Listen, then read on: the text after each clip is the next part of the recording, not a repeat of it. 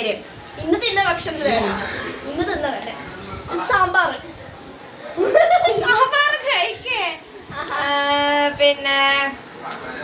പിന്നെന്താ അച്ഛന്റെ പേര്?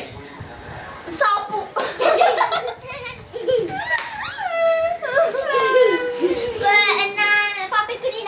പപ്പിക്കുട്ടിന്റെ പേര്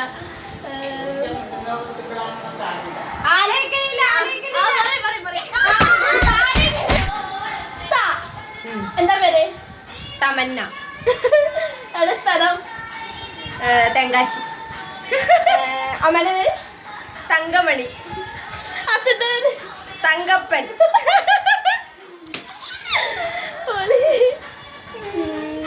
ഇന്ന് രാവിലെ എന്താ കഴിച്ചത്? ചപ്പാത്തി.